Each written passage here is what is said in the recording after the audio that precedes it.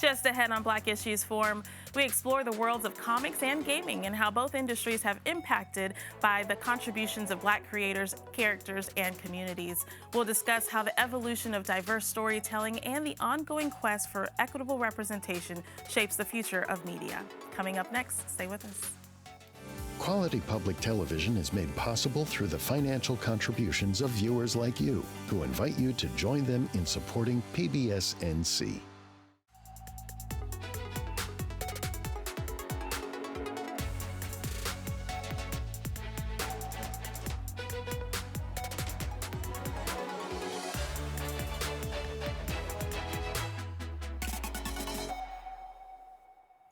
Welcome to Black Issues Forum. I'm Kenia Thompson. Through the lens of Black narratives and representation, comic books become more than just entertainment. They've become a mirror reflecting the diverse layers of the human experience, a platform for empowerment and sometimes even social justice change. Our guest today will enlighten us on the work they're doing in both comics and gaming. To start us off, I want to welcome our first guest. He is a comic book writer and author of Black Justice: The Awakening. I'd like to introduce Dr. David Washington. Welcome to the show. Kenia, thank you for having me. Thank you. I just want to say that this isn't my copy, but this is the TV copy. But I got my very own copy. It's so beautifully done. I would just love for you to share with us what was the inspiration behind this and why was this important for you to create? So the inspiration behind this. So Kenia, first, again, thank you for having me on the show. Of course. You and Deborah are lights of hope and inspiration in the media space. So we appreciate you both for what you're doing. So the book, when I first came into it, I'm a huge action film fan. I love the genre, really enjoy it. And my family and I actually work around that genre, really appreciate it. So on Fridays, we have family Friday night. And so we sit together watching these. But the one problem I found was that in many cases, our representation wasn't present. Yes. And I wanted to make sure that my children could see themselves in their heroes. So I decided to step forward and start moving that in that direction. And then the next piece that really became really important to me was, in addition to representation, also the concept of the social issues that we can cover within the context of a graphic novel or a comic book. Yeah. Because for a moment, we can suspend reality and engage in a dialogue that allows for a person to be able to see some of those issues that we're having to contend with and face with in a narrative that allows for that to happen. Mm-hmm. So I talk about the concept of privilege. I talk about the concept of Black and brown life being lost, and then what is the effect of that. And we go in through these discussions throughout the entire book, and it's done in a way where people can get in on the message. Yeah. Because right now, unfortunately, sometimes these terms have been weaponized, and it turns people off, and they're like, I don't want to hear about that stuff. Yeah. But if we can open that dialogue, some great things can happen. So how do you balance it, though? Because we have children that are reading these books, and while it is important for them to be aware of some of the social justice things, but we don't want to make it too heavy. Oh, right? yeah. And so what is that fine art of balancing? Action with a message, Yeah. you know. So we put the cookies on the shelves where the kids can get them. We make it very easy for people to get in on the dialogue.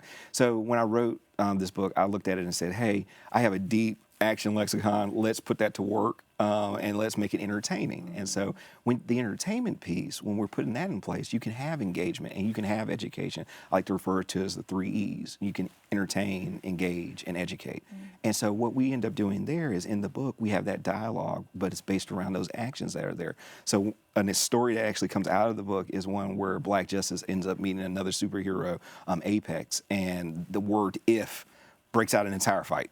A whole fight comes out of the word "if," because Apex says, oh, if that's true, then these things will be taken care of. And Black Justice has to inform him about, like there's a reality that you're not quite attuned to. And then from that, all chaos breaks loose. I can't tell you all of it, it's spoiled it for you. Yeah. But what ends up happening is they go through that process. So I've taken action and actually allowed action to lead the discussion around social issues so that way it's natural, because readers know when they're being pushed in a direction. Mm-hmm. But if you just lay it out and say, hey, it naturally comes about, a lot of times it works out well. Yeah, that sounds great. I know that representation is a big reason why you created this piece. Mm-hmm. We've seen historically, even when there were Black characters, they were changed into white characters. Mm-hmm. And we've seen most recently kind of this resurgence or this surge of having Black representation. So let's talk about kind of the history of representation in comics and just in media as a whole, and how you are working to change that narrative. So a lot of times, unfortunately, our characters have been brought forth and they are shells of what they should be. In many cases, they have been watered down, or the representation is not very strong when the character is being brought forward, or it's being written from a perspective that's essentially a trope or a stereotype that doesn't really give the fullness of Blackness. And so what I started looking at is I said, you know, representation is very important, and what we have to do is we really have to foster and cultivate that, but it has to be authentic. And so one of the things you'll see, the reason back in 2018 why Black Panther was such a good hit was because it spoke to that. It gave that. You got to see a Black superhero that was not a sidekick, that was a person that was up front and taking charge and doing those things that any other hero would do. But for us, it's been reserved and it hasn't been there. And so I said, let's continue that path. Let's continue that motion forward, because the key part about it is, as people can see in the narrative themselves, they can see themselves as heroes. It encourages them to be heroic themselves in real life. And that's one of the things that I'm trying to do here, because we need more people with that idea in mind. We need more people that are willing to say, hey, let's step forward and try something new. Let's usher in the process of peace through the actions of progress. Let's make those things happen. Let's get to a point where we can say, hey, we can speak truth to power. Because today, now more than ever, we need heroic people. We need them. And real life heroic people. Real life heroic people. Yeah. But that starts from narrative. Narrative invites that. Yeah. When I think about representation too, it's not just for Black kids, Black people. Having Black representation is important for all people. Absolutely. Right? What does it do when we start to normalize seeing Black people to white people, to Hispanics, to other demographics? What does that do for them and their perspective of us? It helps to tear down those stereotypes, because one of the things that we end up having is we have situations by which some people may not interact with a Black person, and their whole world may be shaped by media. And because of that trope that they've seen, or that stereotype that's been pushed, they start to cast us in that light. And the danger in that is, when they do finally get a chance to interact with us and come in contact with us, they have a lot of baggage that has not been properly processed through. And they have been informed by a media space that only sees us in this much capacity when we're all this much capacity. And so there is a good part in there. In fact, if you can go back 1915, when you look back at D.W. Griffin's Birth of a Nation, this is the quintessential example of that. And so what ends up happening in Birth of a Nation, Black people are cast, Black men particularly, are cast as these feral beasts, right? That need to be put away and dealt with and have to be under control. And the only people who can save them and can save this process is the Klan. The Klan becomes the hero of the story, which unfortunately many people bit down on that, and they moved forward with that concept and said, hey, this is reality. This is how it is. When, quite frankly, that is not how it is. And so the inclusion of Blackness, the inclusion of people of color in main roles and leads actually helps everyone. It informs people. It also starts to tear down the walls of what a person should do and what a person should be, because the glass ceilings that come about in life come because of some perceptions that people have. Well, you don't do that, or your people don't do that. Well, no, my people do that, and my people excel in that if given the opportunity to engage with it. So the narrative from comics can help to shape that concept, change that narrative, and improve the situation. And one thing I always like to say, a good, strong Black superhero is not just exclusive for Black people. That's a good example for anyone. Yeah, for humankind.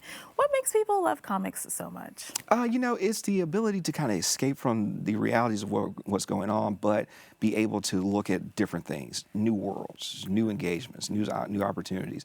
The reason why I was drawn to write in this specific genre is that people now are moving away from just traditional readings of novels and things of that nature, and they're moving more into the graphic novels. And I thought it would be more poignant to come in and say, hey, let's go ahead and do a graphic novel versus a novel about this subject matter, and go ahead and move that forward from there. And I found that people really responded well to it. In fact, one of the things that we had, Black Justice has actually made the Amazon bestsellers list in March, and we're continuing to keep pushing it forward. So I think that people are picking up with the message. They're enjoying the process. So what is next? I know it's bigger than the comic book. So what's next for you? We have Washington Comix, which holds Black justice in our universe, and we are moving it into the intellectual ecosystem, is what I like to call it. We have an intellectual ecosystem that looks at the end in mind. Yeah. And my end is to saturate the market with different ways and points of entry to the source material. So, we're looking at gaming, we're looking at the ideas around movies. In fact, Black Justice, the novel, has already been moved over into a screenplay. And the screenplay has already been moved out to Hollywood. So later this summer, we're going to be going out having discussions about how we can bring that into film. Action figures are coming about, so kids can get those. That's great.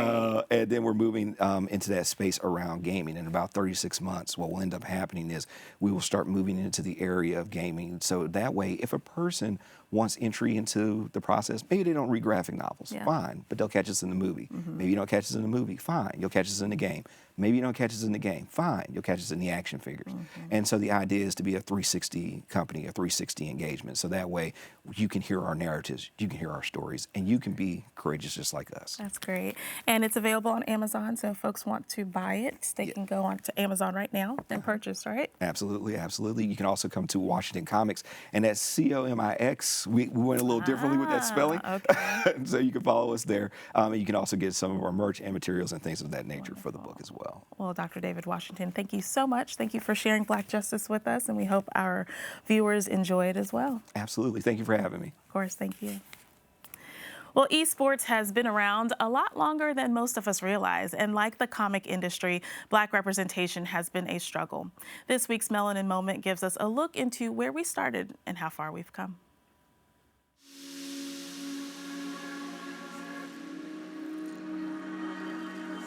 The history of gaming and esports within the Black community is a dynamic and evolving narrative that reflects both challenges and triumphs.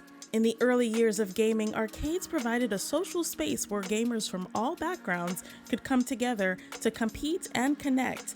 But due to various social factors, including racial segregation, access to arcades and gaming consoles was not always equitable. Despite these barriers, Black gamers found ways to engage with gaming culture, whether through community centers, friends' homes, or school gatherings. The rise of esports in the late 20th and early 21st centuries brought new opportunities for Black gamers to showcase their skills and compete on a global scale. Today, the Black gaming community continues to thrive with a diverse array of voices and perspectives, contributing to the vibrant tapestry of gaming culture.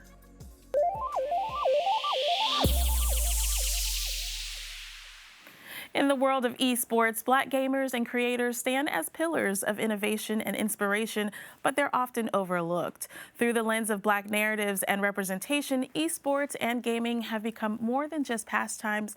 They've become pathways to careers and advancement in technology. To talk about the work that they're doing in the esports and gaming space, we invite our next guest to the show. I'd like to welcome the owner of North Carolina Esports Academy in Cary, North Carolina, Vinny Smith. Welcome. Thank you so much for having me. You know, I just realized, I told you this morning, my son has been to the academy. I didn't make the connection. I think it was around the pandemic time, or right after, actually, right after pandemic. And I remember him saying, Mom, it was so fun. It was so fun. He enjoyed it. Tell us a little bit about the academy. You and your son's Caleb, my son's Caleb. That's right. The two of you created this space. Why?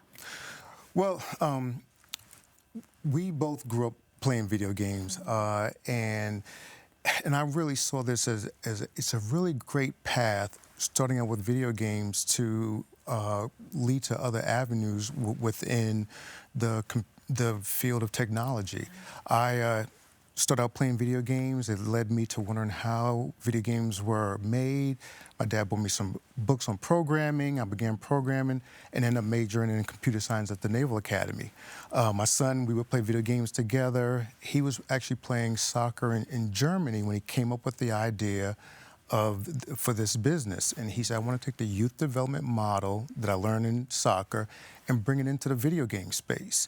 And then he said, there's another component I want to tie into that, and it's the education piece. And so now we have this education and youth development video gaming center where we have STEM camps, we do technology programs, and have esports teams. Nice. So share a little bit more about that youth development, because I'm figuring out that that's what makes you different from any other space like this. So what goes into youth development, and how do you give that to the kids without them realizing that this isn't just gaming? Well, absolutely. So when you talk about how we do it with youth development, we really say we take something that young people love, which is the video games, and we turn it into productive experience. And so what we do is we have within our camps and all of our programs, we make sure that we take breaks every 45 minutes. We encourage them to bring water bottles, stay hydrated. We take breaks 3 times a day and go outside, getting fresh air, exercise, playing. We have healthy drinks and snacks.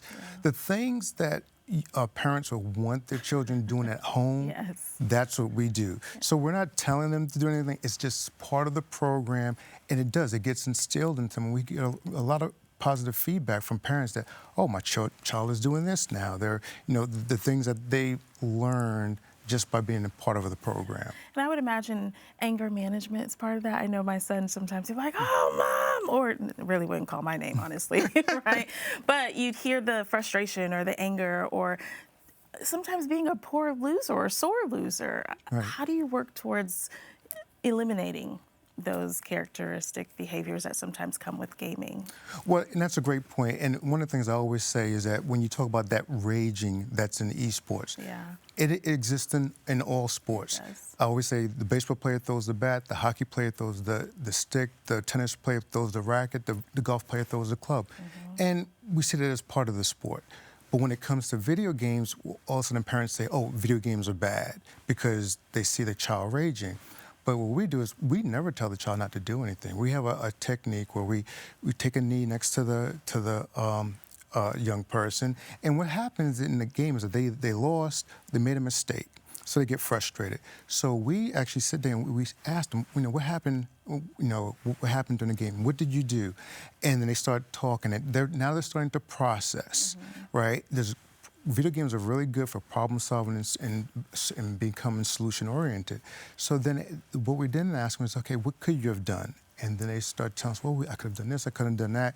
And we have an instructor or coach there who also can provide some ideas. So now, as they're starting to play the game without them even knowing it, they're processing in their mind as far as what they can do and what's going on. And when they do lose, they do make a mistake, now they're automatically saying, okay, here's what I can do next time. And there comes the solution piece of it.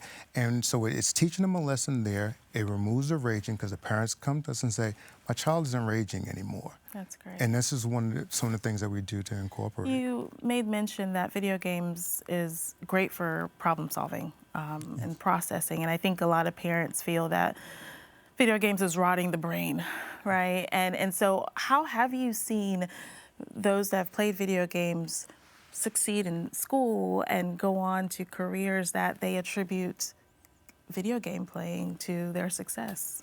Well, I mean, 2 examples, are Caleb and myself, as far as that's why I went on to major in computer science. And then actually, when I got out of the Navy, the first job that I took, because I said I went to school for 4 years, I have this degree I would like to use, I went to work for a company, Electronic Data Systems, EDS, and IT, and I did some systems engineer work with them. And Caleb, through the process of video games, that's how he came up with the idea of this business, where he said, I want to be a trailblazer in esports, and I want to really revolutionize this space. And when he came up with the education youth development model, that's what he was able to do. And so when you say solution-oriented, he saw where he could solve a problem and really help. And so I think that's what video games, really can do. And it's very important if we do it in a productive manner, in a productive environment. Similar to what Dr. Washington and I talked about as far as representation, how have you seen the change happen in video games, or has there been change in representation in video games? I don't play very many, so I can't answer that question for myself, but have you seen Black representation increase in video games? I would say very slowly, and it's an area that we can improve upon. And I think one of the things that we've seen them be very positive is we've worked with various organizations. One is Black Girls Code, Young Men for Christ, where there are a lot of real representation are black young men. There's a Sampson Center in Clinton where the majority of the population is black. And so as we work with them, we're exposing them to the technology. We're exposing them to the different types of career paths that are out there. And it comes to where we're not telling them these career paths exist. We're not, it comes organically where they start asking questions. We have a program and they start asking questions where it leads to us talking about a server, talking about firewall, talking about cybersecurity, and they don't even realize that all of these different areas really exist. And then they say, I'm interested in this. They have a passion in something, and then we allow them to go and to branch off into whatever direction they want to go in. And so we think that's really a great way for young people to learn. Program is structured, but it really allows a lot of flexibility for them to be creative, and that's part of the things that we want them to do. Share with us some more professions for those that may not know. What are some of those professions? A programmer, IT, what are some of those professions? Well, sure. So you have programmers, you have designers, you have when you think about IT. One thing I know at one time I was in a hospital. I like to use this example, and I saw there was a robot coming down the hall, and it was the first time I saw this. This was years and years ago, and I kind of jumped back when I saw this robot. And a lot of people will say, well, no, that robot is taking away jobs. But if you think about it, well, somebody, as you said, has to design the robot. Someone has to program it. There's a maintenance piece that is going into it. And so when you talk, there's various jobs, and then there are teams that work together, and it's like each person will have their kind of niche in that space and bringing all of it together. So the world of technology it's so vast. Whether we're talking about cybersecurity, that's another avenue. Video game design. There's just so many different paths that are out there, and then there's the skills that you even learn that you can even incorporate into another profession as well, even if you don't go down the route of video games. That creative, that solution-oriented, that problem-solving, that helps people become entrepreneurs, because entrepreneur is just someone who solves problems. So as you learn these skills, you can branch off to any other avenue. Now, one other, frustration that parents may have is that video gaming seems like it's isolating the child. How does your academy help to solve that potential issue of isolation and lack of socialization? Well, the great thing about what we do at our academy is that it brings young people that have that, at least basic interest, that brings like-minded young people together, where they're not locking themselves in a room hours on end, not taking breaks. And as I said, when they come to our space, then they learn. They're learning, even though they don't realize they're learning, when they go home and to apply those same principles. And so that is one of the big things, is that the young people, they really do grasp a lot of the, just the, like I said, the principles that a parent wants them to have at home. Now, the age range for kids at the academy is 6 to 13. 6 to 13. Wonderful. So that's a great, very impressionable time where you can really make an impact on maybe decisions that they'll make when they go on to high school and college. Right. Talk about collaborations in community, and how do you help foster avenues for them to follow? Right. Well, one of the things that we know is we reached out to a lot of municipalities and youth organizations, parks and recs, and one of the things that they mentioned to us is that we love what you're doing when our young people will be able to take part in your program, but the issue is us getting them to you. So what we did was we came up with a mobile services program. We invested in laptops, and then we go out into the community in order to take our programs into the community. So that's how we partner with the community. In 2022, we went out into 3 counties within North Carolina. At that point in time, my name was NC Esports Academy. Okay. Last year, we changed our name to North Carolina Esports Academy. We went from 3 counties in 2022 to 20 counties Wow. last year. So when we talk about being solution oriented, there was a problem that was expressed to us. How can we help? Yeah. And that's what we're able to do. So now we're expanding our programs to be able to reach more youth. That's amazing.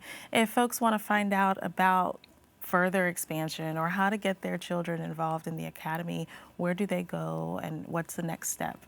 Well, what they can do is they can go out onto our website, and it's NC Esports Academy.com, and it tells a lot about what we do on the website, and talks about our programs, and they can sign their son or daughter up for one of our camps. Yeah. And that's one of the best ways for them to get started. Yeah, and I feel like we were a little biased in our conversation. Girls game too, and that's a beautiful experience for them as well. Well, yes, and that's exactly right. And we do, and that's another one of the areas where technology and these the jobs that exist, we see underrepresentation when it comes to women as well, and that's where we really want to expose it for them. Thank you so much, Vinny Smith. Thank you for being here. Thank you for having me. All right. And I thank you for watching. If you want more content like this, we invite you to engage with us on Instagram using the hashtag Black Issues Forum. You can also find our full episodes on pbsnc.org/Black Issues Forum and on the PBS video app. I'm Kenia Thompson. I'll see you next time.